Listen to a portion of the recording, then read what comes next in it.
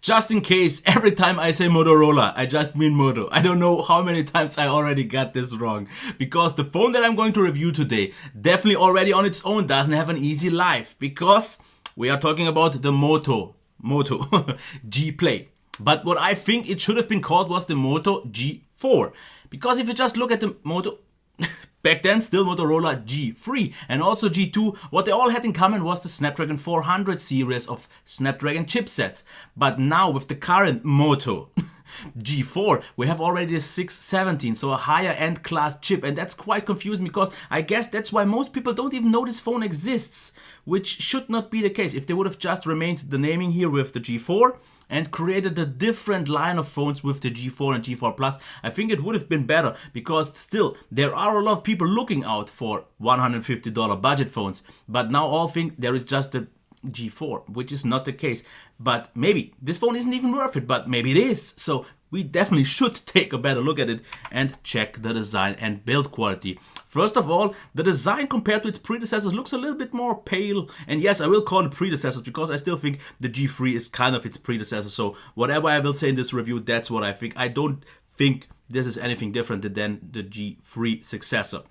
But about the design, it looks a little bit more, I would say, a little bit more on the boring side. Definitely something that is not all that flashy, but what it does really good, because what I really like, and I hope you will be able to see, there is a very fine pattern here, a small texture that kind of makes it feel like soft touch, and therefore it lies in the hand really nicely, soft and smooth, but also provides you with some nice amount of grip. We have nice curves on the back, so it lies really comfortable in the hand. In terms of size, it's still absolutely nice and compact because it is a 5-inch, and as you can see, yes, the bezels maybe aren't small, but due to its overall compact feel, it definitely is really nice in the hand. We have a little bit of a lip here over the glass to protect that. So this is all fine, no complaints here. This can actually be removed, but just to show this off real quickly, I won't really do it, but you can remove it, and then of course the battery is removable, and there you will also find the SIM card and SD card tray. So this is all fine. Therefore, since you can remove this, it does maybe feel super 100% solid, but it makes a good appearance because you can only sometimes, if you press harder, notice that there is a gap. Otherwise it feels very solid. I'm actually not even 100% if this is metal or not, because it feels very hard. And I'm not gonna say anything not to be wrong, but I think it is metal because it feels so hard, but I could be completely wrong. But if it's plastic, then they used some really high quality hard plastic. But just for the matter of fact, you can call me out wrong, I will say this is metal, even if it's maybe not. Okay, but otherwise, we have the LED here and the camera. Here we have, I guess, a microphone. On the top, we have the headphone jack. Left side is blank.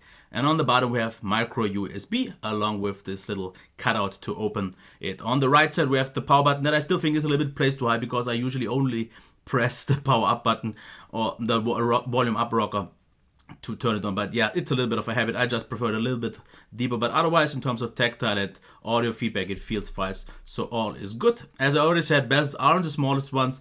Of course, we have a notification LED, but it's actually not doing anything in terms of notifications, and maybe it's not even there. Maybe I just completely got that wrong. So this is something where you can call me out once again. I just can't remember with all these phones these days, but this is what it is. Of course, we have adaptive display that every time you lift it up, it will turn on, but I personally just don't like that so much, and that's why I would just say, let's go to the display and talk about that. And I gotta say, it's not bad. In this price range, I've seen already better ones, but it's absolutely what I would like to call solid. And if we quickly check the settings here, you will find one thing that is not bad, but it's also not all that great because you have a standard mode that is supposed to be more realistic and natural, but I think it's a little bit too washed out. And then we have vibrant, which I think should have been standard, and I would have then wished for something that is even more so vibrant, because we all know Samsung, and Samsung is very popular for its displays because they are oversaturated, and I would have liked to have seen that even more so, because sometimes this display compared to all these other oversaturated phones feels a little bit washed out, even though I have to say the colors are quite accurate. They are definitely not overblown or anything like that. They are quite accurate, actually, quite natural and really nicely done. But I would have still liked to have at least an option to make it a little bit more vibrant if I want that. The white point is absolutely fine, maybe ever so slightly on the warmer side, but I would just think I was absolutely pleased with that. Had no issues.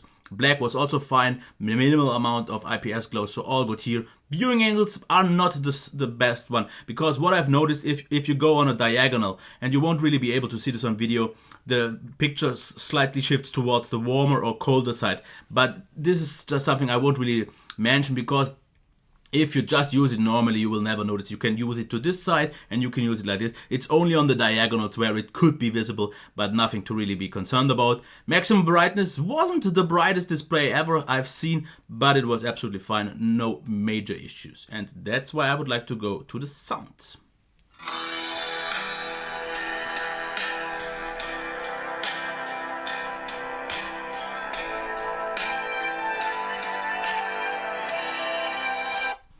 First of all, about the speaker, I gotta say, it actually doesn't sound bad indoors, and it makes a good overall sound because it's quite on the slightly warmer side, definitely nice mids and clear highs. But in the end, I would have maybe wished sometimes a little bit more volume, but it's not that I would complain. We have a front-facing one, which is good, and overall it absolutely does the job. But I've just recently reviewed the Moto Z Play, which had also a front-facing speaker, which was so much louder. And I would have liked to have seen something like that. But for its price range, it's actually one of the better speakers, no real complaints. It's nothing out of the ordinary, but it gets the job solid done. And the same even more so goes to the headphone jack, because same as on the already Moto Z Play, it's very loud, it sounds very good, so quite definitely noticeably above average headphone jack, and all good from my side here. So let's talk about the performance. Let me end all the apps and let's start a few. Okay, let's check the loading times.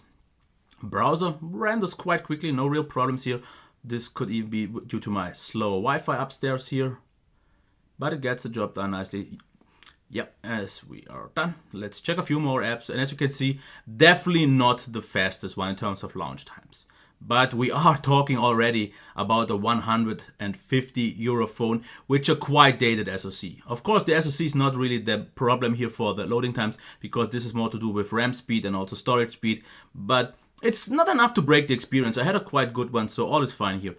In terms of browsing, as you can see, really nice and smooth. Okay, sometimes if it starts to use the browser, as you can see, it drops a little bit. But in normal experience, it was absolutely fine. Not really any complaints. It is still a solid chipset. Even though it's quite a slow one and quite an old one, it performs still actually fine. And there were actually, for some reason, a few more stutters here than I usually know it. Because as you can see here, if you just use it normally, it's fine.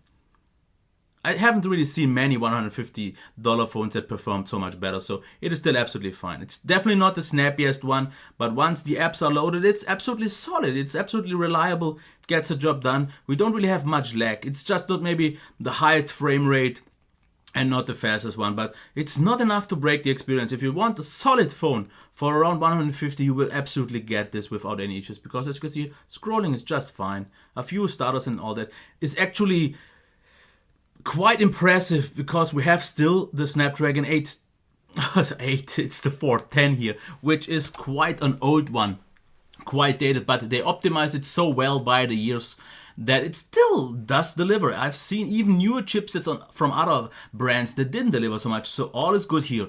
And even if you're talking about the gaming, I have to say that it really knows to deliver after all, because okay, it's just pushing a 720p display, but especially if you have games that have some kind of adaptive performance mode where it kind of sets the graphic details for whatever is matching on the SoC, it works out surprisingly well, because even some demanding games run pretty great, because you have to see it as one thing. It's maybe not the highest frame rate, but at least it's one thing consistent. I didn't really have any frame drops, which was nice to see. You could play all the games just fine. Of course, maybe don't expect the best graphical or overall experience, but you should definitely not get upset about it. It will deliver. You can play all the games, even some higher and still more demanding games. And the great thing is, since the Snapdragon 410 is, as we already know, quite an efficient SoC, we also had no problems at all with heating. It just got barely warm, which is absolutely normal in this range, and so everything has been here done really nicely.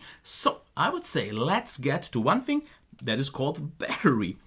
As you can see, full charge 1 hour and 50, not quick charge 3.0 or something like that, but it's still absolutely acceptable. And if you check at the one thing here that I'm not so happy about it, 60 minutes of YouTube, 18%. This is not all that great, because the chip on its own is quite efficient, but not so much for video playback. Here I would have rather have liked to have seen something like 15%, but it's still fine, because the overall battery life is actually quite solid. I would call it something like between good or very good to great, because I still manage on one day, let's say 6 hours of screen on time on mixed use with about 30%, which was absolutely bright enough for me because the panel got quite bright already early. And over the course of 2 days, you could even get close to 5 hours. Okay, sometimes I just maybe managed like 5.5, but overall the SoC is still quite good.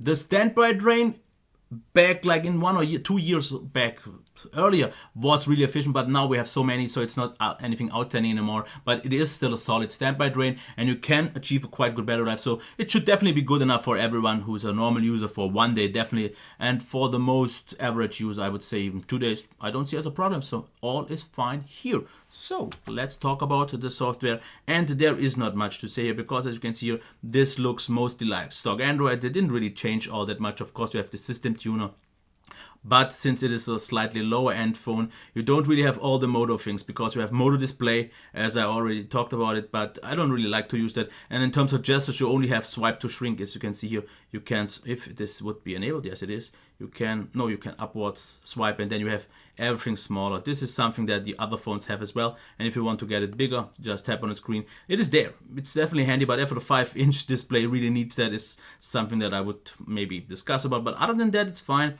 We have of course the color mode and like power press button twice for yeah, but other than that it's absolutely okay. I've used still here, if you maybe see that, Nova launcher, but if you check real quick, of course we get the Google Now launcher. So this is what you can expect. So if you know that one, you will get that. It has a drawer, but I personally don't like it so much because it's still way too limited compared to Nova. But other than that, the software is absolutely solid. If you like the bare minimum design, of course updates therefore could still be possible, even though I don't think it will get over a longer period of time the best support. But Motorola, Moto or Lenovo is still known, even though a lot of people did not expect them to get quite good updates, I guess. But we'll have to see if that changes. And I've said Motorola again, but that was kind of to be expected. But software absolutely solid, gets the job done. I'm missing a few options more that I've seen on other phones these days. Just a few small things like maybe rearranging the navbar and so on. But that's just me, and most people, especially the average user which this phone is targeted to, will be just happy, won't have any problems. Of course it's not something like an easy to use maybe experience like some LG and Samsung phones have these days, because I know a lot of average users and they kind of appreciate the options or settings they get from a Samsung or LG phone, and they are kind of a little bit lost when they talk about these stock Android phones, because a lot of the things that seem so easy on other phones you will have to download separately. But I don't want to drag this too further. It's still absolutely fine. Now let's talk about the camera, and here we can already see the selfies, and yes, my face really was direct because it was quite cold, but as you can see, the selfies here are surprisingly sharp, and I definitely like what I'm seeing here, because I did not expect a 150 euro or dollar camera to provide that good shots, because as you can see here, yes, this looks a little bit extreme, maybe it is, but after all, my face was very red. Of course, exposure doesn't always work out, especially with hard light. As you can see here, my face seems a little bit overexposed, but it is fine, because colors after all seem accurate, and it's the sharpness that really impresses me. And even indoors with, I would say, semi-optimal lighting, it still performs absolutely okay. This is one shot in low light with the flash and this without. And as you can see, it actually looks quite realistic even without the flash. Of course, it gets more grainy, and I would say indoors maybe not the best shots, but for this price range actually still absolutely fine. Of course we get grain, it gets a little bit more blurry, but it overall delivers. Of course the shutter gets a little bit slower and you won't get the fastest overall focus times, because the focus is one of the things that is a little bit slower. But if you go outdoors, you can see you can definitely get some shots with quite some details. Of course, maybe a little bit over sharpened in some ways, maybe sometimes not, but the overall results are really nice. As you can see here, lots of details. Exposure seems really fine, and outdoors, even though we don't have the fastest autofocus, the shutter times are absolutely fine, reliable. So it is quite a good, I would say, entry-level shooter if you just want to get your photos done without much hassling. This was all done in auto mode, and here, like I once again have to say, exposure looks really nice. Of course, it may be overexposed the background a little bit where there were a few clouds, but once again here already it is absolutely nice. And we can get some, for this price range, actually impressive shots, especially here. I like to see all those little details in that rose, which is something that I would have not expected. So maybe not the best shot, of course not, but for 150, it will be hard to find many that can actually beat it or even compete with it. So all is good. Not really any major complaints, actually quite good. Now let's check the video. Actually not bad, I have to say. it needs quite a long time to stand still, as you will see now, to focus. But once it does it, it does it. It is still this kind of slower one pump autofocus that I'm not so happy about, because it just doesn't look so subtle. It just doesn't look like it's properly done, because it's way too obvious. But at least it works. As you can see, autofocus does the job. Colors seem nice, and what I definitely like a lot is that it is quite a smooth video, which I did not expect here. I thought a lot more jitter or something like that. Of course, we don't have OIS or so the camera is shaking a little bit, but that was to be expected. But yeah, a little bit of motion blur comes in if you move it a little bit faster. But I have to still say, for the price, it is absolutely solid, because the autofocus works reliable, even though pumping and not that soft. But it gets the job done. Exposure seems actually quite fine, and the colors seem realistic. So it's a definitely absolutely usable camera, and that's where I want to leave it and change the cam once again. So nothing to add here anymore. So let's get to the pros and cons so we can get that. And as you can already see, not a whole lot of cons. Of course, you have to keep in mind that this is considering the $150 price. If this would be something a lot more expensive, I would have found definitely more negative sides, but I don't think I have to mention way more. Especially something like the speaker, I almost had on the negative side, because it's not the greatest speaker, but for this price, it's doing its job quite fine. So let's get over the pros. Nice in-hand feel. I definitely like it. It feels very soft, compact, and with the, as I said here, back side material and texture, really nice and grippy. So I like it. It feels very smooth, actually fine. Maybe not premium, but definitely far from cheap. Solid display, and solid means good. Absolutely satisfying, because I would have liked to have seen a little bit more a pop, a little bit more contrast, a little bit more sharpness, especially with just 720p display. But it gets the job done, and I never felt over using it for a week like, it's not good enough. I could use it and it was fine. It was just not the highest end experience, which I would not expect to get here anyways. Good headphone jack quality. That is definitely a pro, because it's noticeably better than even some way higher priced phones. Still solid performance. This is using a more than 3-year-old chip, and it still gets all the stuff you want to done, especially since we have now 2 GB of RAM, where we previously on some versions had even less. So absolutely okay. Close to great battery life. So as I said, I would say expect like 5.5 to even maybe 6 hours over the course of one day in mixed use. So not bad. A removable battery, which is definitely something that has to be pointed out these days, because not every phone has it anymore. I personally never changed them, but it's good to have the option. Then stocky software, not much to add here. Good camera for the price, absolutely good value. And maybe the most important thing, no major flaw. Because if we look at the other side, slightly boring design, which is of course personal preference, but it doesn't do anything wrong. It just looks a little bit, nothing we haven't seen already like dozens of times. Quite dated SoC. Yeah, it's quite dated. But as long as it does everything you want to, not bad. And then slow pump autofocus, which is pretty much the only mentionable or worth being mentioned negative, because that's one thing. But other than that, I have to say, for 150, I guess this would have been one of the phones that I would actually have no problem recommending. Of course, if we get closer to maybe like 200, there are phones like the Honor 5C, and of course a lot in between of Chinese phones at this price range. But if you are someone who shops at a local store and wants to get an absolutely solid phone, not break the bank, this is actually one of the better solutions, if not one of the best ones, because I have no trouble recommending this, because the overall experience for someone who wants a solid phone, because for example I get asked a lot of times about the Huawei P8 Lite, which costs at around 150 these days, and I would actually prefer this. This was shaky, but I got it. I would prefer this, because especially something like the P8 Lite, yes, it had a better display, but the performance was quite close. But this one is still absolutely solid, but it was tanking in terms of battery life, and the camera wasn't all that great. But this phone is overall, for its price, on a quite actually high level, and that makes it definitely easy to recommend it without any problems. And I also have to mention the one thing. It is kind of the 4th generation of a G line, and kind of the same always, because you could also just pick up a G3 or maybe even a G2. You won't really get a better experience than then. Of course, they did some minor tweaks and minor optimizations, so in overall it works better, and I would personally definitely prefer it over the G3, because in my opinion it feels better. I never liked the feel in hand of the G3, and the display was kind of odd. The G2 though, also very similar. So if you can get the older ones for cheaper, no problem. But if you want the current phone that therefore will get the updates maybe for a little bit longer, G play all the way. That's it. If you like this video, which was already a lot longer than I expected, to leave it a thumbs up would be preferred, and comments down below, subscribe to the channel and all the rest, and I wish you a nice day. And I'm surprised that I take way more time to make these reviews these days. Not sure if it's a good thing or a bad thing. Let me know. Do you want them to be shorter again or not? Yeah. Bye.